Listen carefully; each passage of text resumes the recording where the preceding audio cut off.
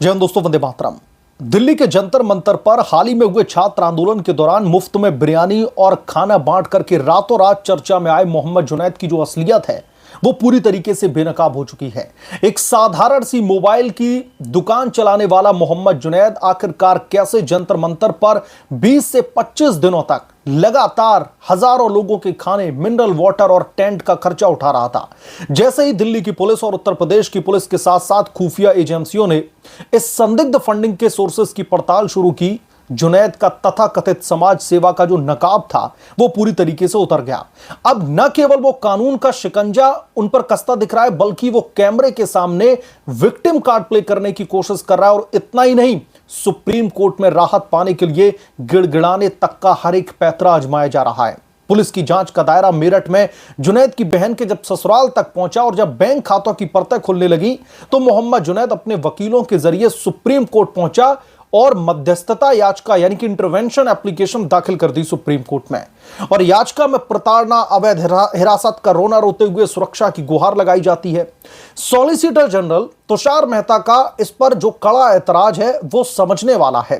केंद्र सरकार और पुलिस की तरफ से पेश हुए सॉलिसिटर जनरल तुषार मेहता ने सुप्रीम कोर्ट में मोहम्मद जुनैद की याचिका का अत्यंत कड़ा विरोध किया। उन्होंने साफ तौर पर अदालत के सामने सख्त लहजे में कहा कि जुनैद कोई विक्टिम यानी कि पीड़ित नहीं है, वो कानून की सामान्य जांच प्रक्रिया से बचने के लिए कोर्ट का सहारा ले रहे हैं। सुप्रीम कोर्ट में अपने आप को विक्टिमाइज करने की कोशिश कर रहा है। सुप्रीम कोर्ट में गिड़गिड़ाने की जो नौटंकी है वो सिर्फ और सिर्फ अपने आप को बचाने के लिए है। पीठ ने भी स्पष्ट कर दिया कि पुलिस के द्वारा की जा रही जांच पर कोई भी रोक नहीं लगाई जाएगी। अदालत ने जुनैद को कोई भी क्लीन चिट या फिर जांच से राहत नहीं दी। जुनैद मलिक के विक्टिम कार्ड पर बीजेपी के अल्पसंख्यक मोर्चे के उत्तर प्रदेश के उपाध्यक्ष अमील शम्सी ने करारा हमला बोला और उन्होंने साफ तौर पर यह कहा कि उनके पूरे खेल को अब जो देश की जनता है वो देख रही है। अमील शम्सी ने तीखा हमला बोलते हुए कहा कि आंदोलनकारी बाद में पहुंचते थे, बिरयानी पहले पहुंच जाती थी। यह एक सोची समझी टूलकिट का हिस्सा है जो इससे पहले शाहीन बाग वक्फ बोर्ड संशोधन विरोध, पहलवान आंदोलन और किसान आंदोलन में भी देखने के लिए मिला था। जब पुलिस ने जुनैद से सीधी पूछताछ की कि इतने बड़े पैमाने पर खाना खिलाने के लिए पैसा कहां से आया, फंड का सोर्स क्या है, तो वो जवाब देने के बजाय कैमरे पर रोने का नाटक करने लगा और खुद को मुसलमान बता करके मजहबी कार्ड खेलने की कोशिश करता है कि चूंकि मैं एक खास मुस्लिम कम्युनिटी से आता हूं इसलिए मुझे प्रताड़ित किया जाता है। यहां पर यह रोना शुरू कर देता है। बीजेपी नेता ने साफ कहा कि अगर जुनैद के पास में कुछ भी छिपाने के लिए नहीं है तो वो सीधे सीधे अपनी फंडिंग का हिसाब क्यों नहीं दे देता। चोरी भी और सीना जोरी भी की जा रही है। जुनैद के पास में फंड का ऐसा संदिग्ध सोर्स है जिसे वो सरकार और एजेंसियों से छुपाना चाहता है, इसलिए दाढ़ी में तिनका होने के कारण वो घबराया हुआ है, ये बीजेपी दावा कर रही है। जब पुलिस और खुफिया एजेंसियों ने जंतर मंतर पर हो रही संदिग्ध वित्तीय गतिविधियों के पीछे के पैसे के नेटवर्क की जांच शुरू की तो सबसे पहला धागा जुनैद से ही जुड़ा। जांच से ध्यान भटकाने के लिए जुनैद ने एक सनसनीखेज कहानी गढ़ी कि 24 जुलाई की आधी रात को दिल्ली पुलिस की एक स्पेशल टीम आरएमएल अस्पताल के पास से उनका अपहरण कर लिया जाता है। उनकी आंखों पर पट्टी बांध दी जाती है और मसूरी पुलिस स्टेशन के बाहर छोड़ दिया जाता है। लेकिन इस पूरी कहानी का सच क्या है? सहानुभूति बटोरने का हथकंडा लगता है। कैमरे के सामने बिलख बिलख करके रोना और अपने आप को पीड़ित बनने का नाटक करना सिर्फ इसलिए था ताकि मीडिया का ध्यान बैंक खातों से फंडिंग के सवालों से हटाया जा सके। गाजियाबाद की पुलिस का भी अब जरा खुलासा सुन लीजिए।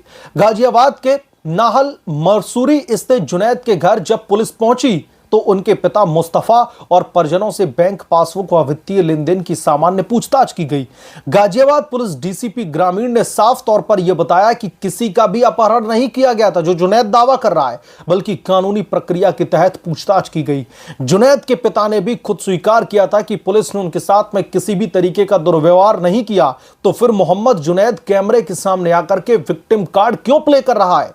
नेताओं के संग जुगलबंदी की अगर बात करें तो जांच शुरू होते ही तमाम विपक्षी नेता, खासतौर पर अखिलेश यादव से मुलाकात करना और इसे सौहार्द पर हमला बताना यह साबित करता है कि मोहम्मद जुनैद के पीछे एक पूरा राजनीतिक सिंडिकेट खड़ा है। जुनैद की विश्वसनीयता का अंदाजा इस बात से भी लगाया जा सकता है कि वो खुद अपने बयानों पर टिक नहीं पाते।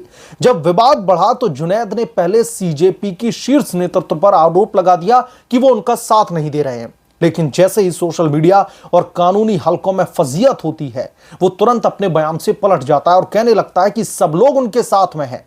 एक मोबाइल रिपेयरिंग करने वाला युवक जिसके अपने बयान पल पल बदल रहे हों, क्या वो इतने बड़े आंदोलन की रसद का अकेला मालिक हो सकता है? जाहिर है कि वो किसी बड़े नेटवर्क का मोहरा बना हुआ है। यदि जुनैद बेदाग है तो वो अपने और अपने तमाम सहयोगियों के बैंक खातों का पूरा ब्यौरा पुलिस के सामने रख करके दूध का दूध और पानी का पानी क्यों नहीं कर देता?